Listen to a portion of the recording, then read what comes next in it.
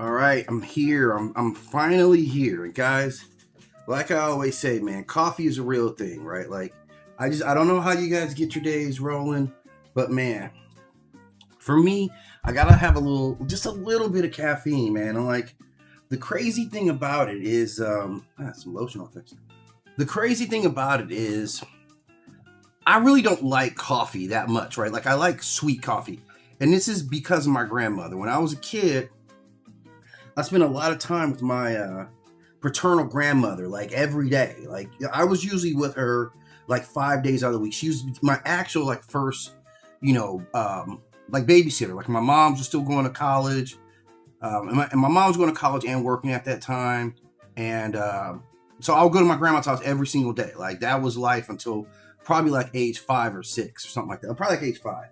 And what she would do every morning, she would obviously make her coffee. And she make it super sweet, man. Like rest in peace. My grandma's gone now, so it's a great story. But she made her coffee sweet, and I would always like hit up her coffee after it had been out, like after it had cooled down, like it wasn't hot. Like I never drink hot coffee. I never drink hot coffee, and I don't like bitter coffee. Like I'm gonna tell you right now, right after that. Like for all the coffee connoisseurs, I ain't even over there with you guys. Like I get it. Real good coffee is a real thing. I don't be drinking good coffee at all. I don't know what my grandma was drinking, but I'm sure it wasn't gourmet coffee, but it had a lot of gourmet sugar. And I think they would use like pet milk. Like you guys probably aren't even familiar with that. But anyway, that's kind of what we had going on at the house. That's why I drink coffee the way that I do, right? So I take cold coffee and I just put it in the microwave, and that kind of ends up getting the temperature. Like my wife is into like gourmet coffee. She drinks good stuff. I don't drink that. I'm just like whatever it is, okay? As long as it's got some caramel syrup in there, I'm probably gonna be all right. Like I like Starbucks, but only because it's super sweet. So I stopped going to Starbucks. I stopped getting my $7. Mine was a $7 coffee, right? And you got to tip. Sometimes these girls are so nice. You have to tip. These guys, these baristas are so I'll spend like $8 on a coffee, man. I can't do it anymore, right? That's a meal, right? For a lot of people, right? So that does it. Not that I need much more fuel, because I already know what I'm going to talk about today. Like, I got a good one. And guys, I actually prep out for you guys. Like, I actually spend time prepping ads for you, right? Prepping media for you guys, because I want it to be that good. I want y'all to walk away and be like, man, I learned something today. I learned something about a character that I actually like, seeing this character from a different perspective. That's my whole goal. I love storytelling. That's the goal for me. I do love storytelling. So a lot of people say a lot of crazy stuff about me, but the one thing you can't say is that I hate storytelling. I love the art, the craft, the effect of storytelling. So I'm always locked in. So I wanted to talk about Adam Eve, right? And obviously, we're still kind of in, the Invincible world right now, because Invincible's coming back. Their next season coming back. We already know it. I think we're in after season 5, right? So we've got a good run, man. For a lot of us, even the ones like if you were reading the comic book previously, you've got probably 10 plus years that you're invested in this. For a lot of us like me who came in on the TV show, like I'm still invested 5 years. It's 5 years. You know the characters, or you feel like you know the characters, and you kind of choosing up on who your favorite characters are, all that stuff, right? So with Eve, like I wanted to talk about who Eve was before anything else. Like we never really talk about like why or who or when or how when it comes to Eve. Eve is essentially, Mark's girlfriend, and she's never really allowed to be anything else, right? Like that's kind of the thing with Eve. She's not allowed. I'm not going to say that she's not allowed to be anything else. She's simply not really anything else. Like she is kind of a whole person, but really only defined through that lens. And I'm not saying anything bad about Mark or even the storytellers or any stuff. I'm simply saying like, yeah, I actually do want to know a little bit more about who Eve is, because she's actually a pretty phenomenal character. Like if you think about Eve, man, this character is completely off the hook. And I immediately identified, like when she was with the Guardians or whoever she was with before, whatever that team was, she already stood out, right? Even when she was with my man Rex, like she always stood out. We knew Eve was something special, right? So, all right. I just think we get a better opportunity. My man Rex, like she always stood out. We knew Eve was something special, right? So, all right. I just think we get a better opportunity. My man Rex, like she always stood out. We knew Eve was something special, right? right? So okay, where's this thing at? Right. I just think we get a better opportunity. A man Rex, like she always stood up. We knew Eve was something special, right? So okay, where's this thing at? Right. I just think we get a better opportunity. A man Rex, like she always stood up. We knew Eve was something special, right? So okay, where's this thing at? Right. I just think we get a better opportunity. A man Rex, like she always stood up. We knew Eve was something special, right? So okay, where's this?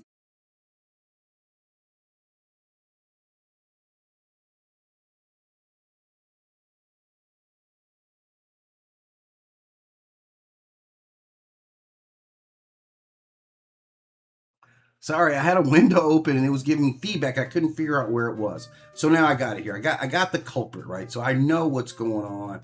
And sorry about that if that feedback got to you, but that never happens over here, right? You guys know that. I never do that. So anyway, I'm back and I'm kind of getting back into talking about Eve, right? After that debacle, okay? And here's what I really found about Eve. So Eve, let's just break her down, right? Let's get into it, okay? Her real name, Adam Eve's real name is Samantha Eve Wilkins, which I did not know. I didn't even know her last name. Been going with her for 5 years. Didn't even know her last name. So Eve itself, the name Eve, isn't even like just a superhero name. This is still like her pulling her own identity into it, right? Like this is still her identity. She's still Eve. So, and this is an important name because like, when you hear the name Eve, obviously we know that Eve in this culture, right, this Western culture, Eve is incredibly symbolic. Like right off the bat, we think Eve, she's associated with the Bible and creation itself. Like Eve was the first woman, right, to give birth to man. So she's associated with reshaping reality, which is kind of ties in with what she does. I don't think that's an accident. I think that's actually just kind of, insightful writing, right? Now, I want to talk about Eve before Eve becomes Mark's girlfriend, even before she's Eve. Like, this is in her genesis, who she really was at the core. So before she was born, and it's already kind of a weird story because Eve wasn't even naturally born. Not in the traditional sense like you or me or most humans were born. She's actually the result of a government project, right? And that's it because they don't really touch on it very much. Like, I don't know. Like I said, I didn't read the comic book. Maybe I will go back. I just don't have time, man. I really would go back and read the comic book. I just don't have time, right? Maybe they touch on it. Like, I remember Rex kind of touching on it a little bit, like being a government experience or how his parents sold him or something like that. But they don't really get into it, right? So she was the project of a Dr. Elias Brandyworth, right? That's going to be important. Jot your notes out on that. Who was involved in experimentations attempting to create superhumans. So this is a government program the government was trying to manufacture people that had superpowers, right? And apparently it worked, right? So their goal wasn't, let's make a girl who could fly necessarily. They were more like, we're trying to unlock control over matter itself. And with Eve, they did it, right? And you would think about it, like, you would think she's a big deal. If the government created Eve to do these things, like, come on. I mean, and we're not even really leveraging Eve. She shouldn't be out fighting battles. That's not even Eve's greatest strength. It is not even Eve's greatest strength by a long shot. Putting her life at risk, getting beat up, like you're not really good at fighting Eve. Like you got a good attitude about yourself. You get after in the fight, but you have I haven't seen you practice fighting, period. Like you're emotionally, like I'm not banging on you. I love you as a person, as a character, but fighting is not. I want to make a case that fighting is not your best strength. And I'm asking that we put her off the front lines where she can get punched in the head by battle beasts and scramble the most precious part of her, which is that noodle, right? This is Eve's real power. It's all right here, okay? This makes her very different. You shouldn't even be hanging out with Mark. You shouldn't even be around those guys. You're a super cerebral character whose intentions are much bigger than any of those people here. Most of these heroes, like you guys, are all about strength and speed and durability, energy. Eve is something that she is almost godlike if you really think about it, which is why the link into the word Eve. They're being a little cautious about it, and they always pull this kind of character back, and they do it, but she was engineered. This isn't even just evolution. She is engineered to be this. So going back into it, like, so her biological mother, like, again, we're saying her biological mother, and I'm not even realizing that the parents that she's dealing with aren't even her biological family. I didn't realize that, right? So her mother was part of this experiment that, like a large percent of experiments that I've read about, right? Most of the experience I know about go terribly wrong. At least in a superhero world. At least in a superhero world, most of the time, if you have an experiment, most of them go toward. You get one or two that gets right?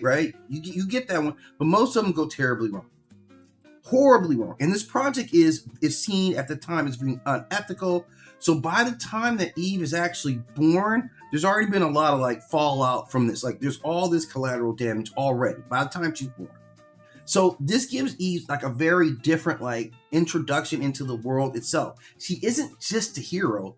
She's the product of some very questionable morality, some questionable scientific obsession, some do we really have the right to do this, and do we even want to do this, and then what are we going to do with this person after, right? So after all this collapses, she gets adopted. Now, her adoptive parents, who are Adam and Betsy Wilkins, and this is the family that most people know. One of the worst families on the show, by the way. This is one of the worst families on the show. You guys think I'm talking about Mark Grayson? I mean, the Invincible family.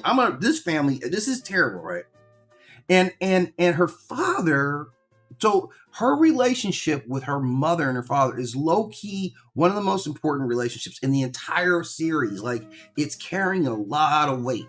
It has the weight of the past. It has the weight of the present. It has active hate right now. Like her father actively, like you're sitting back watching this and you're like, damn, why is her pops tripping like this? It's because there's a lot of weight going on back here, right?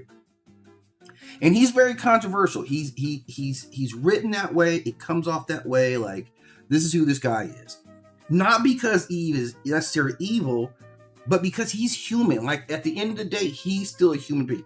I don't know if he knew that they were going to get this kid that had powers. I don't know if he knew that part when they did the adoption. And I doubt that he did. So, it's kind of understandable. He never gets her. Like you think you got this, not that he's bad, but you think you got one thing and you get something else. Most of us are upset. Go to McDonald's and order whatever you get, a chicken sandwich, and walk out of there with a burger and see how mad you are, right? That's what he's going through here, right? Like all of us, we go through that all the time. It's messed up that it's attached to a person, and I don't believe that Eve deserves any of this. I like Eve as a person, right? Overall, like I like Eve, but she grows up with this person who doesn't understand her powers, doesn't understand her ambitions, and never understands even why she wants to help people. He doesn't see her as a helpful thing, so she does grow up with this constant tension, which kind of facilitates the let me escape from the house and try to get married and pregnant as fast as possible. Because I'm saying, like, you see how, like, look. I'm going to tell you guys something. I'm going to tell you guys something that's a red flag in life, all right? And this is a red flag that needs to go out to particularly young people when you're starting at that age or you're starting to get serious about your girlfriends, boyfriends, stuff like that. Just totally fine, totally normal. Don't let nobody move in you. Don't let nobody start attaching to you at, like, 18, 17. Don't do that. Don't do that. I'm just telling you guys, live a little bit of life and you start to understand yourself better, and you're going to make better decisions about the person that you choose. The person that most of the stuff that you do in your earliest years, you ain't making the best decisions, right? Like, let's just be real about this. That includes people too. And after you live for a while, you're like, yeah, love is great. And you're going to love more than one person in your life. And that's normal too. Probably even healthy. Okay. So when I see a girl and like all of a sudden we live there now, we're having sex, I'm operating like a family within your family. Mark isn't even established himself outside the house. And you see how she's running away from her home. That's something that's actually psychologically, we see that happen a lot, right?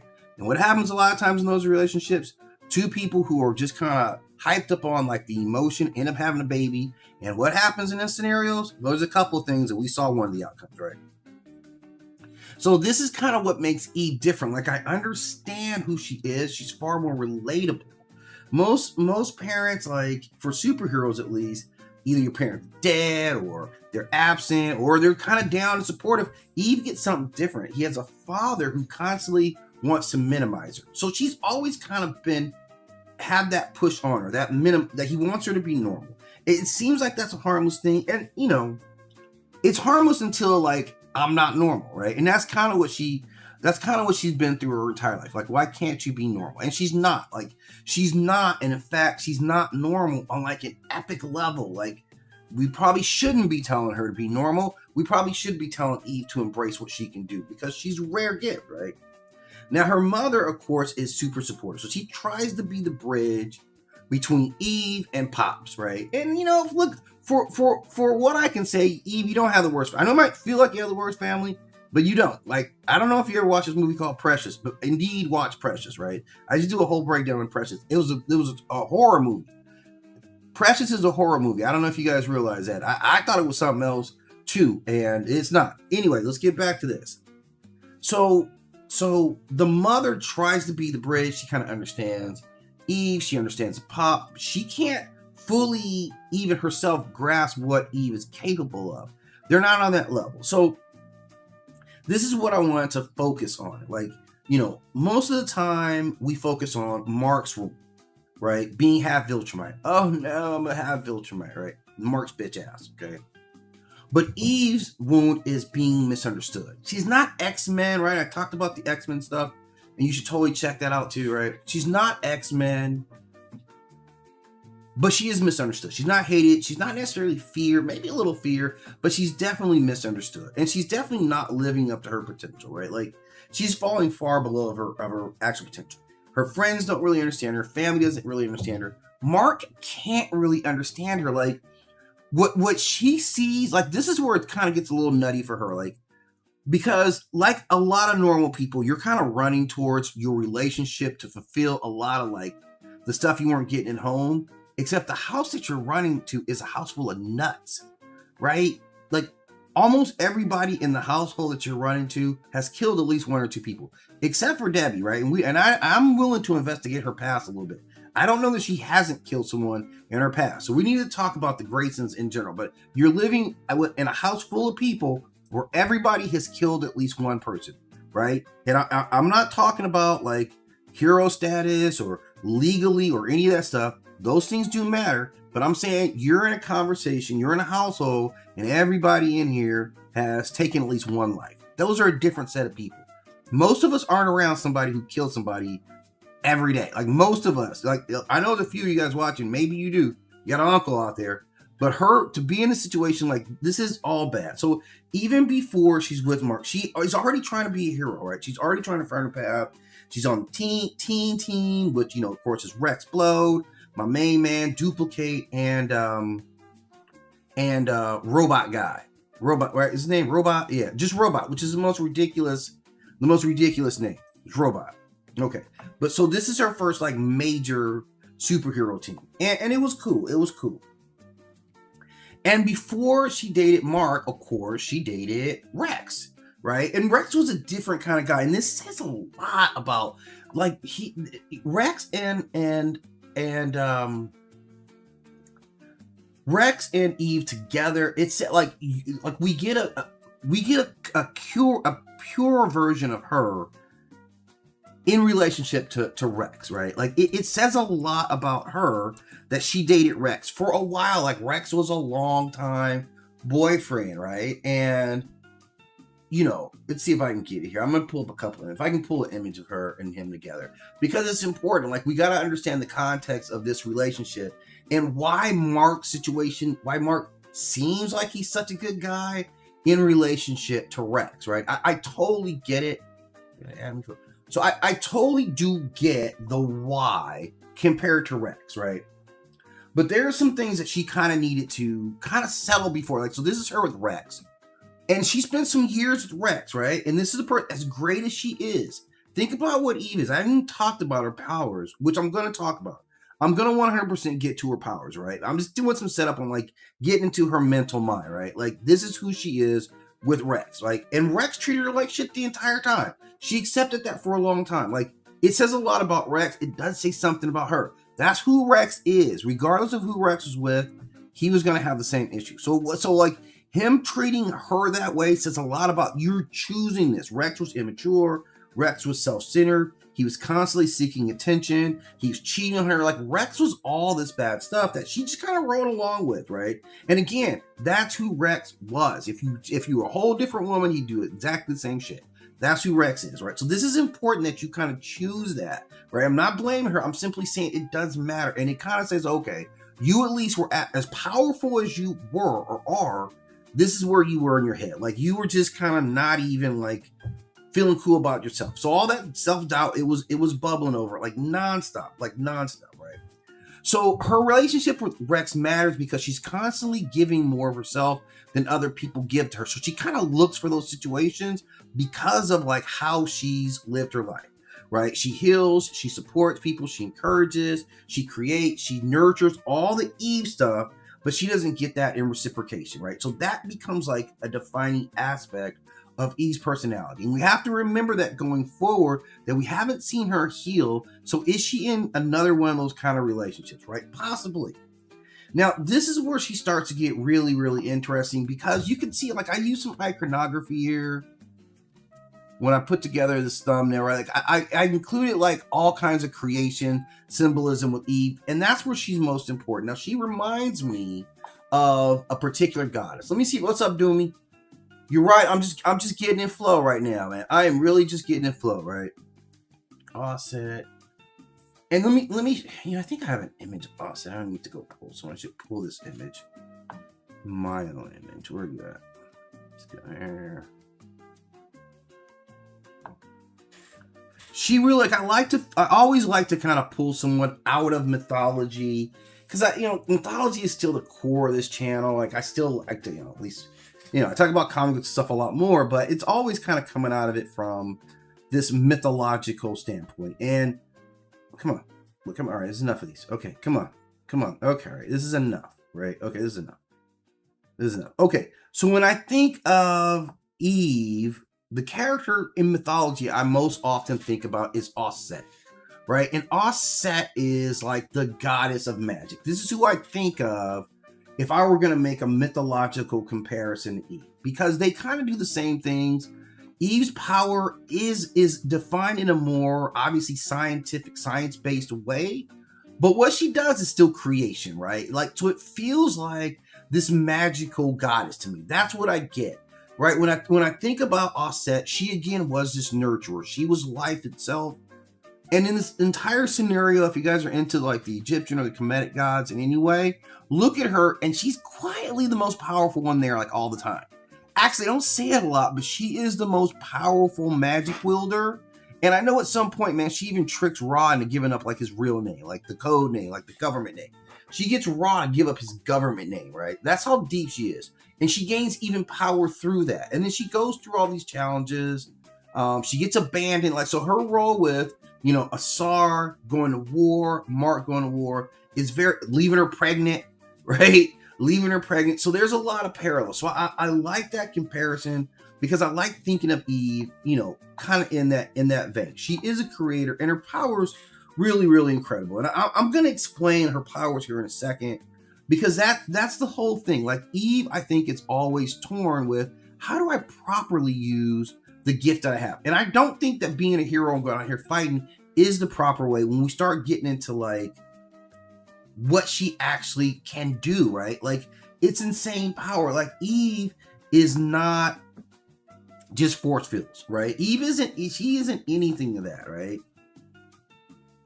She's a creator. She's a creator. This is a creator story. This is not force fields. This is matter manipulation. And that matters. Pun intended, right? Fully pun intended. Matters. So she's not necessarily a Green Lantern type.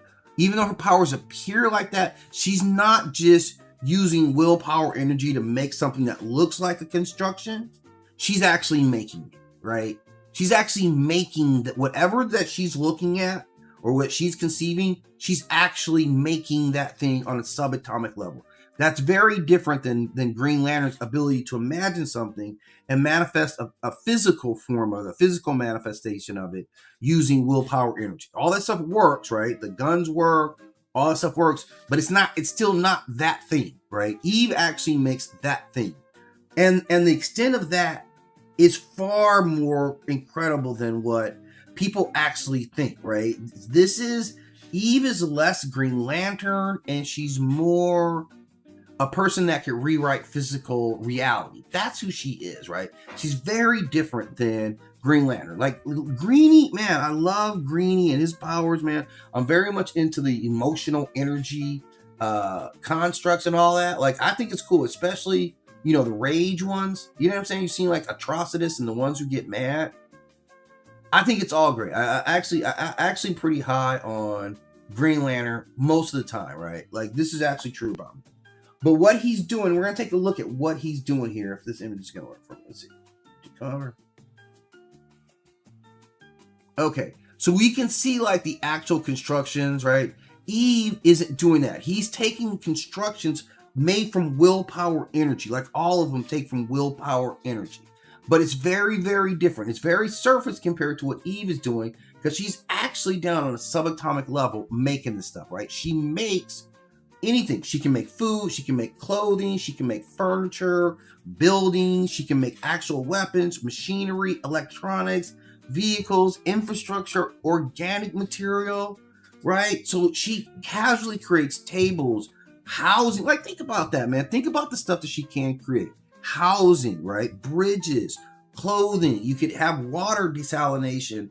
You know, you could do all kinds of. These aren't illusions. She's not creating illusions. She is really manifesting these things. They're permanent, they're functional until she starts losing her power. This is where they're kind of crossing me up a little, because they should be that she can, you know, we're looking at her destructive power, but she can create, right? This is her ability. She can break down matter, she can reshape structures. So in theory, she can take a tank and turn it to dust, a building and convert it to sand, a sword, like anything. She can transform anything. She doesn't just create, she actually converts on all levels. She's taking wood and changed it to steel. She's taking steel that we've seen, steel, and taking it to glass. She's taking stone and made water out of it, right? So what can't she do? Concrete to crystal. These are all actual Eve accomplishments. These are all actually things that Eve has done before our eyes. So we get that.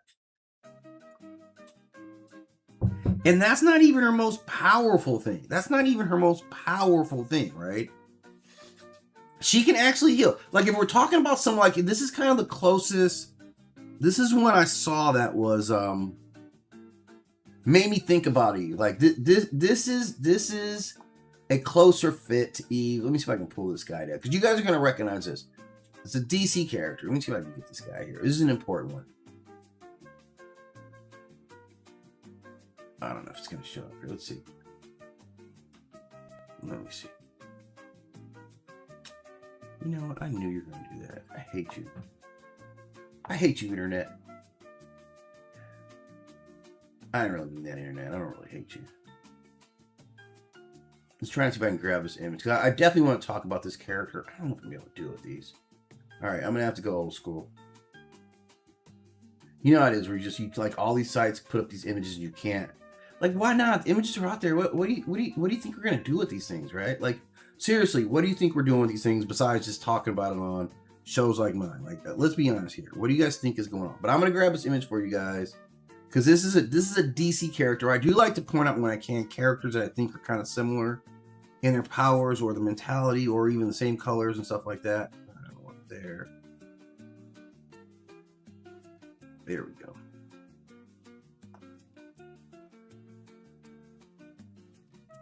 Okay, this is the guy right here. If you guys know, this is kind of old school Disney. They'll wheel him out at Disney. DC, this is Firestorm.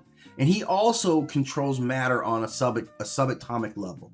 And he's very, very powerful. Now, he comes more off of this kind of like, energy component of the spectrum. But I think essentially they're doing the same thing. He's actually changing subatomic particles as well. So you can see like who I kind of have Eve aligned, like who I think I've already kind of compared her to Offset, this goddess, how her powers are different from like the Green Lanterns. This is who she's more similar to, is this Firestorm character.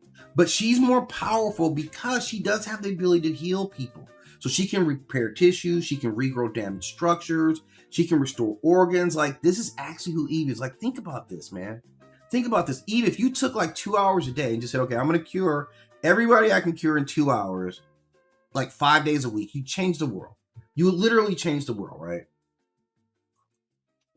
We see her after that beatdown from, man, who's that Viltrumite, man? Conquest. When Conquest beat that ass, She rebuilt her body, so she has the ability to restructure her own body. And she can do those things for you. So we've seen her under some pretty extreme circumstances come back from like literally mortal wounds, right? Right? Conquest wasn't bullshit. Conquest was about that life. And he was about taking her life. So this is her ability to come back. Now, the thing about Eve, and this is where they this is kind of where they pull on some other mythology. And you know what? Let me get this image up here, man, because this is a really, really good analogy between these two. This is an important analogy because I was just watching this flick too the other day. And this goes a long way in explaining why she can't just do whatever she wants to do. Even though she's the most powerful being that exists, like right now, I kind of feel like she should be seen as more powerful than even like Invincible. Like, man, I mean, she can rearrange your particles before you even get there, man. Like, that's real. But who she kind of reminds me of in a lot of ways is Jean, right? We all like, it's just Jean to me. I don't even got to call her Jean Grey. Everybody know who I'm talking about when I say Jean, right? Like, this is Jean. And this is how they control Eve. The similarities is that they control, not that their powers are even different. Like, you know, Jean was really using like, you know, telekinesis, telepathy. Eve isn't doing any of that. She looks like she's doing all that because she's controlling matter. That Jean didn't have subatomic particle control in the way that Eve does. But the way that they keep Eve humbled is through her programming. That's the thing. She has mental blocks, just like Jean had. She has mental blocks to stop her from fully manifesting her powers. That's why she has an ascendant just being fully on, like, yeah, I'm a goddess and I can do everything. And that comes with a lot too. So this is where she's coming from, right? So she could easily, control matter, control life, and those cards. Her impact on the world could be huge, would be huge. If Eve today said, I'm not going to be a superhero, you guys are going to have to handle all the fights. It just is what it is. But what I'm going to do is end hunger permanently. Like not only creating, right? And I'm sure there may be some trade-off, right? Creating food, but also creating all the infrastructure, all the subtle things like, giving people access to water, things that would change. She could end hunger. She could end homelessness. These are things that are within Eve's power. If she just went around every city and just repaired the buildings everywhere, I don't know how long it would take her. Repair the buildings in one city, right? Or just, you know what I'm saying? Infrastructure things. There's a lot that Eve could do for that. She could end water scarcity. She could create water systems forever. She can rebuild disaster zones. Like she can literally change entire cities. She can create resources. Eve can create, you want to get manufacturing going? She can create steel. She can create copper, concrete, glass, medicines, right? She can do all those things. She can terraform land. Things that we have to have lots of equipment to do in years, Eve can do just like that. She can create a forest right now. The entire ecosystem's there, right? You can repair areas. A damaged area, a polluted area, all of a sudden isn't polluted anymore because Eve showed up. So she's arguably, in the things that she can do, more useful than Superman. Far more useful than Superman, far more useful than even Invincible in this world. If they actually relied on Eve, like our plan is, let's shore up all the infrastructure. Like Eve, if we really wanted to protect the Earth, let's shore up the Earth. Let's look at our infrastructure. Let's look at our energy grids. Let's look at how we're educating people. Let's look at how we're training people. What does our populace have? Like, are we unified as all these various countries and all these different people saying, we have common threats that are coming down here. We've seen people coming through the Flaxians who keep showing up, right? Flaxians who keep showing up, right? The Viltrumites obviously keep tripping. If we were taking an approach of let's protect the entire Earth, you wouldn't use Eve in this way. You would use Eve in completely different ways. She would be in infrastructure. She would be in food, resources. She would be in like human development, like laboratories. There's so much more that Eve could do. Eve can probably create superpowered beings herself. What kind of power she could give them, I don't know. But that's something that maybe Cecil and everybody else needs to look at. So you can stop relying on all these external weirdos to come and save us all the time. We can start handling this business ourselves. So we're not using Eve even in the right way. Like, so that there's a lot to Eve. Again, she's one of my favorite characters. I wanted to take some time. I hope I did a good job talking about her. I hope you guys picked up some stuff, because as a character, I think she's great, right? I think she's great. I think she's used incorrectly. I mean, not incorrectly. Like, she's a mechanism in the story, and they're telling their story. I'm just simply saying, like, as a fan looking at it, like, this is what Eve, you know how that is, man. You know, what they call that, Monday quarterback, whatever, right? Like, this is how I would have used Eve, but it's true. Like, what I'm saying is true. Yeah, I got too much glare coming out here. Let's see. Okay. I like to let the natural. Oh yeah, okay, that adjusted better, right? After an hour, right? But okay, so this is kind of what we're saying with Eve. I just wanted to kind of run through her powers, put some respect behind her name, give a little understanding about who she is deep down, and the comparisons I really felt like she's deserving of. So, you know, Green Lantern, who I just moved, Offset as a mythological creature, Firestorm, because of their power similarities, and then Jean Grey, of course, because like the desire to be controlled. Like, they continue to put that we need to control you on top of these particular characters. So that's who I got, and I'm gonna go on. I got another piece I'm about to get into for you guys because I care that much, and we got this new Supergirl that's out. So I'm gonna load this up, guys, and I'm gonna get like 1 second. And I'm going to get something to drink. That's not coffee. I need some other fluid too, right? So give me 1 second. Just hang on. I'm just going to give myself a little privacy. 1 sec.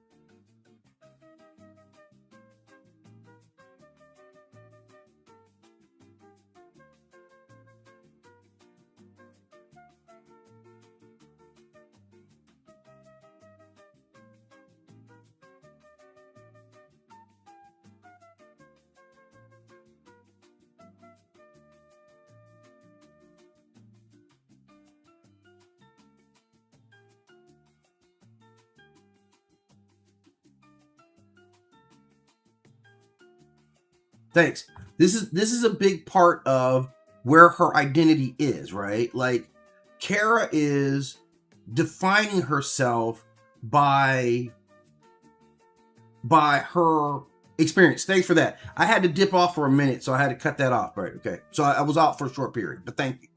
So this is how she's defining herself, by having lived on Krypton, having grown up on Krypton, spent 16 years on Krypton, had a whole life of Kryptonian life, right, on the planet, in a whole different city, and then watches it go away. Like, the event happens in the main city. It sounds like it's devastating for everybody else, and then eventually the city collapses, right? So this is how it goes out. This is how it goes down. Eventually the city collapses.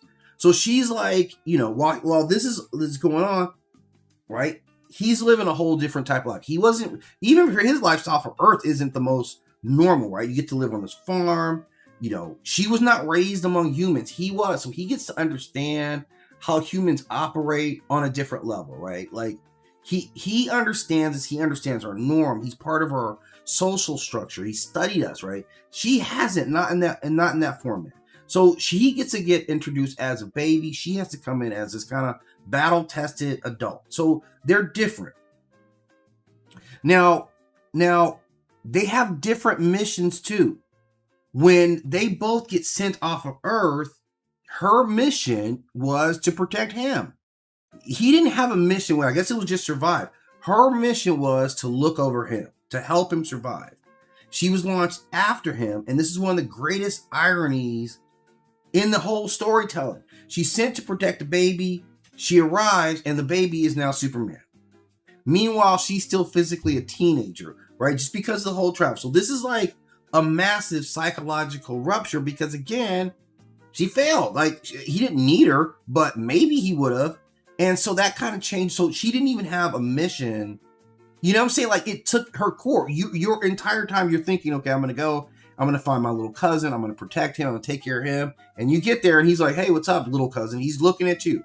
So she doesn't even have the normal mission that she has. It's taken away. So she's trying to find her identity. Where he grows up kind of essentially having a good sense of who he is. She doesn't get that. She doesn't get any of that. She doesn't get that grounded base of who she is. And thus, she be wandering. Like, this is kind of the archetype. Like, I see her, she's not this wandering person because she's irresponsible. She's not that. She doesn't have a purpose. I'm going to give you guys another one, right? That really, really fits this. And we can kind of see the same behavior if we look at it. If we really look at it, and this one just occurred to me right now, okay? Who else are we talking? Who kind of fits this whole description here? I'm going to show you guys here. Okay, I'm going to show you guys here. And this totally makes sense, right? And another character that I actually really like as well. This one being Marvel, and it's the Valkyrie, right? This is right up her alley in who she's most like. She's very much like the Valkyrie. Everything gets jacked up. You lose your entire civilization, your way of life, your friends, everything that mattered to you. And now you're wandering around the galaxy trying to find some type of purpose. And it tears them apart. That's why she drinks so much. That's why she drinks so much, right? Those two things are pretty apparent and pretty easy to see, right? That's why both of them have the attachment issues that they do have. So she drifts. She arrives after the disaster. That's kind of who she is. And like I said, her comparisons, to me, she fits the Thor. After Thor loses Asgard, after the Valkyrie loses that battle against Hel, after all those things happen to them, yeah, they're fundamentally changed people, and their outcomes are different. We've seen the Valkyrie, her propensity to have excessive drinks, right? It's not so dissimilar from what Kara's doing. So as a story, like I think everybody who experiences that is can understand that. Like it's relatable how the character is. So that's actually something that I think works in the character's favor, is that I think she is more relatable. Like I remember the old versions of her were, it was just like, this is girl, just like she was immature. That's just what it was, man. I'm not even poking fun at the old representation. I just think this is a significant upgrade. Like, I think she's better for a new culture. She's very much Silver Surfer. Like, this is very much Silver Surfer, right? Surfer doesn't drink like everybody else, but he has that melancholy. He's sad. Again, you lost your entire world. You lost everything that you knew and loved, and it's hard to just move on, after that. And most of them aren't capable of doing it, right? And these guys are showing us exactly that. So that's kind of where she is. She does, she does pick herself up. We are going to see that. But I think over the life of who she is, I think we're going to see a lot more development, I think, in this direction. And as the film progresses, like, I'll probably do some competitive breakdown or some compilation breakdowns on the elements I'm seeing in the movie and what she does physically on screen. So that's kind of it for Supergirl. But I got something else I really want to get for you guys today. And I think this will also be pretty good. All right, guys. Where are we at here? So give me a second here. And I got to come back. I got to talk about this crazy-ass movie, Toy Story. I promise to unmute myself. I'm going to take 1 second, just kind of retouch up the coffee. Right.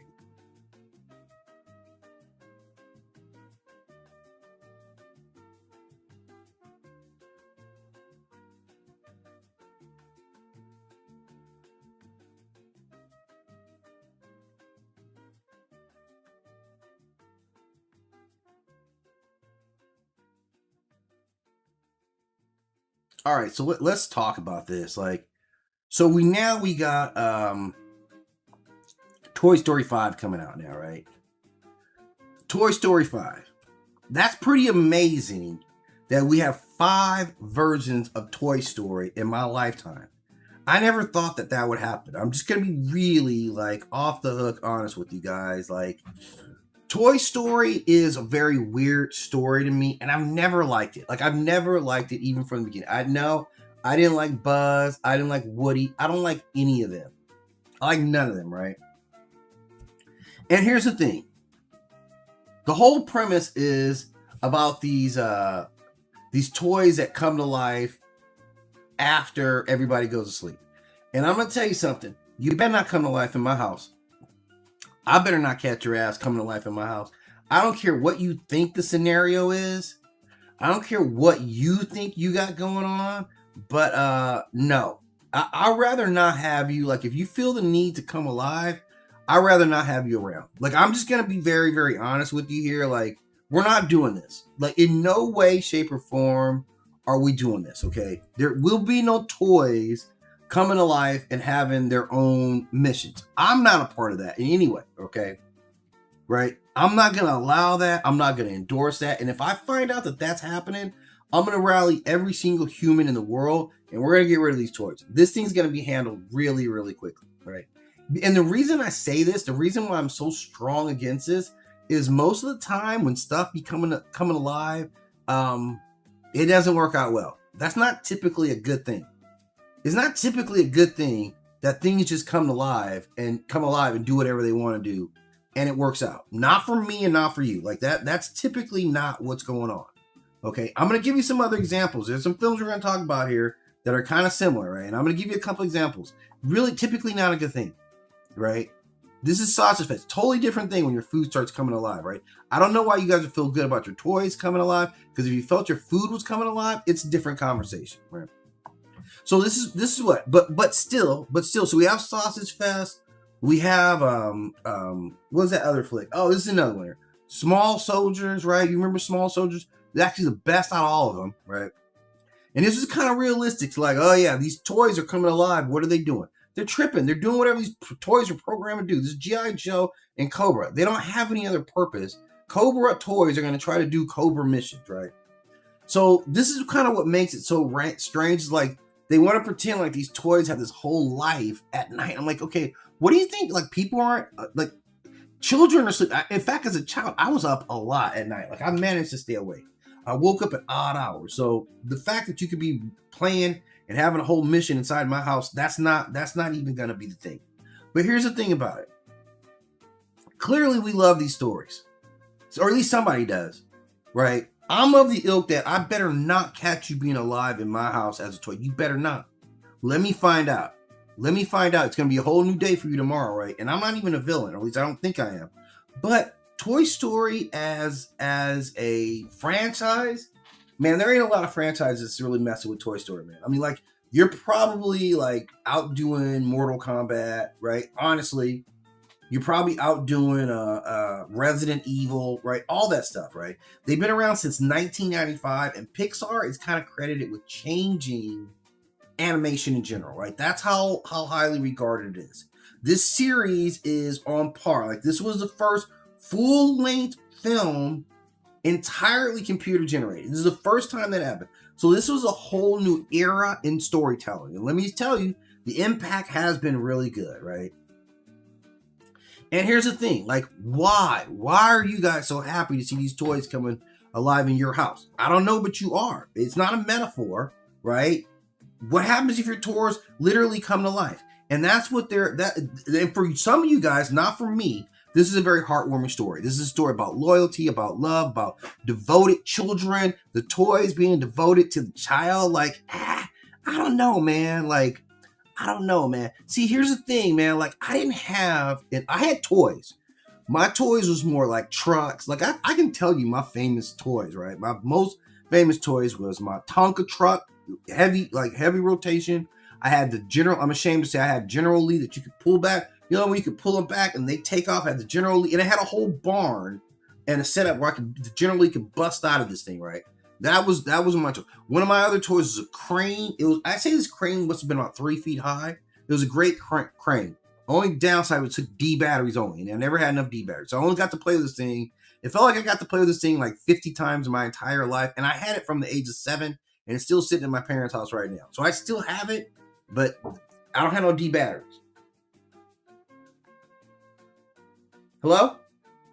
Anyway, so I didn't have a lot of like action figures like this. I had a $6 million man, but yeah, I wasn't. So I didn't have toys like this. I didn't have a relationship where I love you and you like, yeah, okay. Especially not a whole box. I had different toys, right? We had guns. We had all kind of stuff. Some of my friends, they collected all the action figures. I wasn't really into action figures like that, but okay, I get it. So my toys, you better not come to life. I know that much. You better keep your ass in the goddamn bedroom. I know that much. I don't want to hear anything from you. I don't even care about what your mission is, right? Your mission is to be a toy. I'll pay good money for you, or I got you by some illicit means. You complete subjugation, okay? This is not a discussion, all right? But this film has had I don't know how many people have possibly seen this film. Let's actually look this up. I'm going to look this up, right? Let's look this up.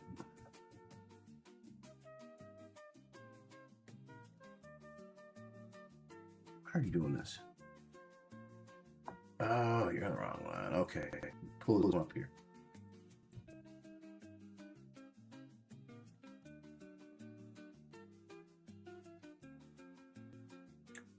How many people have viewed the Toy Story series since its inception in 1995?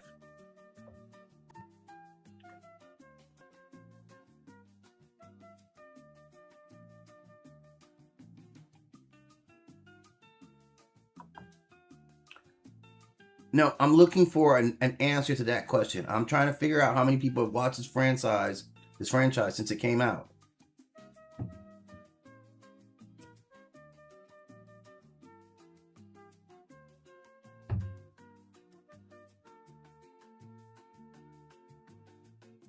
Let's see. Okay, this film is done like, okay, wow. I mean, damn. Toy Story by itself, the OG one, grossed $390 million worldwide. And that's nothing, right? Toy Story 3 and 4 each surpassed $1 billion global box office. So, I mean, how many people have watched this? Like, man, come on, man. Like, okay. How does this franchise compare to, say, Resident Evil?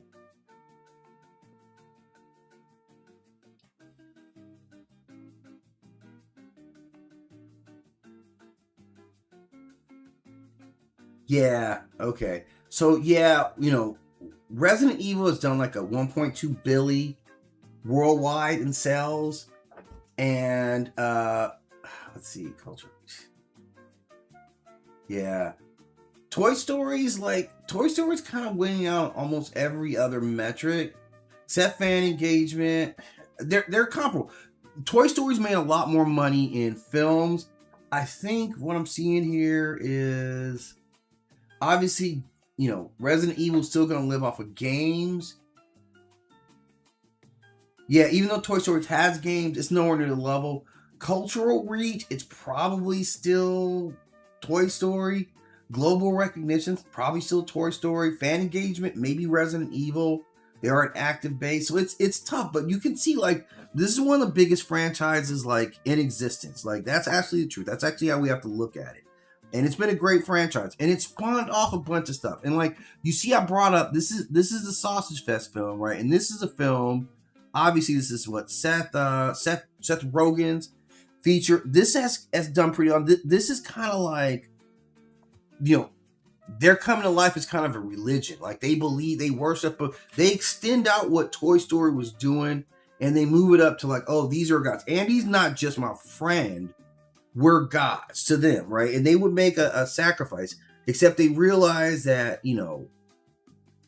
they're gonna get eaten. Like, you're not like a toy. We're gonna play with you and maybe take care of you. So they're looking at almost the same scenarios. They were seeing us as gods. So these two worlds could exist together. They actually have the same like core and consciousness.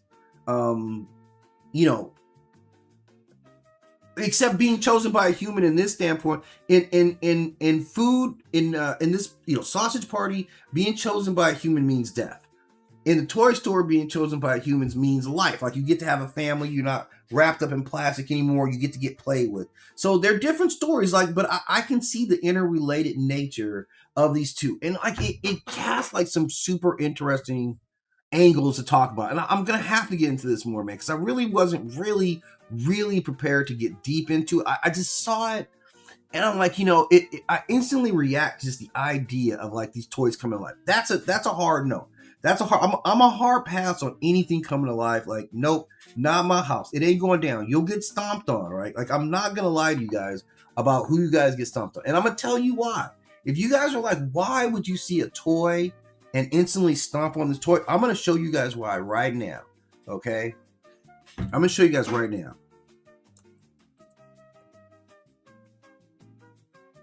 All right, let's see. Man, yeah. You guys are going to see this, and you're going to understand why I don't be messing with toys that come to life, right? I don't know if y'all realize this one right here, but you're about to get a dose of it right now. All right, there we go. Wait, just right one. Hang on.